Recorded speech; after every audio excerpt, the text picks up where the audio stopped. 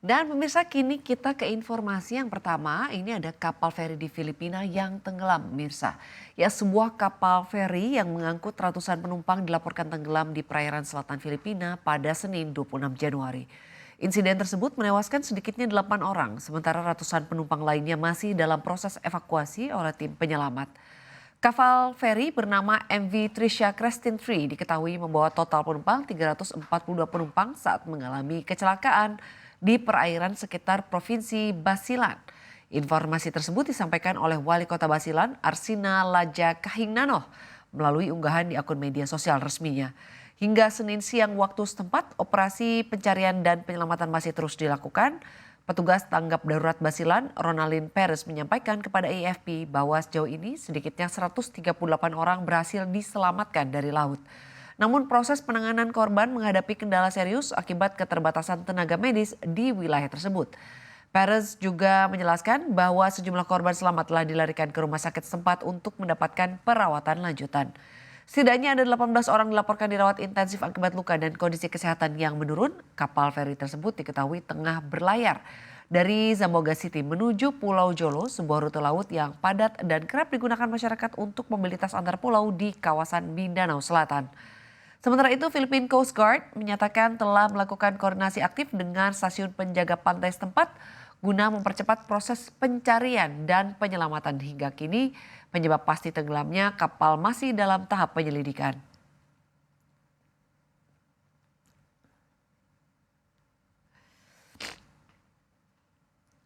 Dan kini kita ke informasi berikutnya pemirsa, peluang perang Rusia-Ukraina nampaknya berakhir. Upaya diplomatik untuk mengakhiri perang Rusia-Ukraina memasuki babak baru setelah Presiden Ukraina Volodymyr Zelensky menyatakan bahwa dokumen jaminan keamanan dari Amerika Serikat untuk Ukraina telah selesai sepenuhnya dan siap memasuki tahap penandatanganan.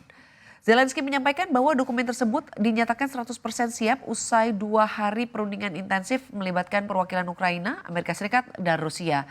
Ia menjelaskan bahwa Ukraina kini menunggu penentuan tanggal penandatanganan resmi oleh para mitra internasional.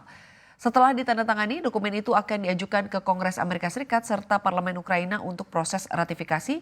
Selain isu jaminan keamanan, Zelensky juga kembali menegaskan ambisi Ukraina untuk bergabung dengan Uni Eropa pada 2027.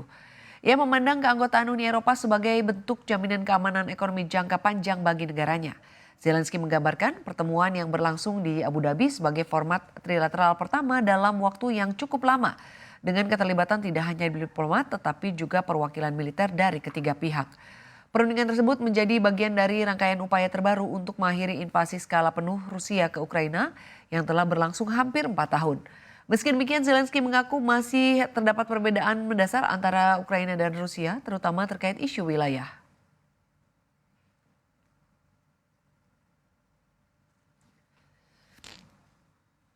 Kita ke informasi selanjutnya pemirsa, ada Xi Jinping yang bersihkan pucuk militer di Cina. Ya, kampanye pembersihan elit militer Cina memasuki fase paling dramatis setelah salah satu jenderal paling berkuasa di negeri tersebut tepat di bawah Presiden Xi Jinping resmi diselidiki atas dugaan pelanggaran berat disiplin dan hukum. Langkah ini menandai eskalasi paling signifikan dalam upaya Xi merombak kepemimpinan tentara pembebasan rakyat.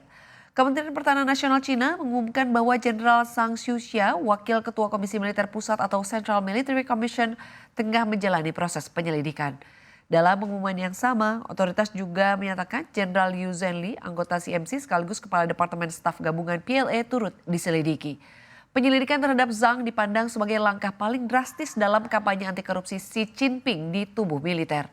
Zhang selama ini dikenal sebagai orang kepercayaan Xi dengan hubungan personal yang terjalin selama puluhan tahun.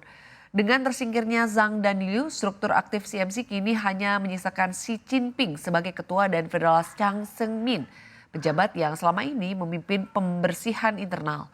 Xi tercatat telah menyingkirkan hampir seluruh jenderal yang sebelumnya ia tunjuk sendiri ke CMC pada tahun 2022.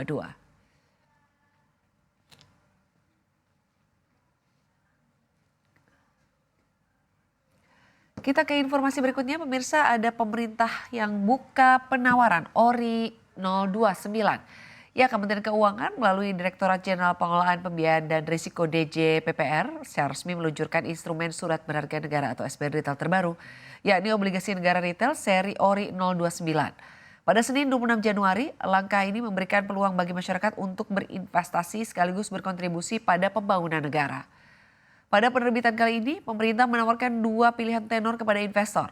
Seri pertama adalah ORI 029T3 dengan jangka waktu 3 tahun yang menawarkan kupon tetap sebesar 5,45% per tahun. Sementara itu bagi investor yang mengincar imbal hasil lebih tinggi tersedia ORI 029T6 dengan tenor 6 tahun dan besaran kupon 5,8% per tahun. Masyarakat dapat mulai berinvestasi dengan nominal yang sangat terjangkau yakni mulai dari 1 juta rupiah. Adapun batas maksimal pemesanan ditetapkan sebesar 5 miliar rupiah untuk tenor 3 tahun dan 10 miliar rupiah untuk tenor 6 tahun.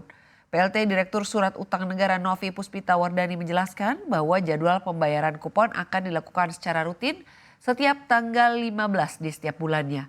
Khusus bagi pemegang ORI 029 dengan tenor panjang, pembayaran kupon perdana dijadwalkan akan cair pada 15 April 2026.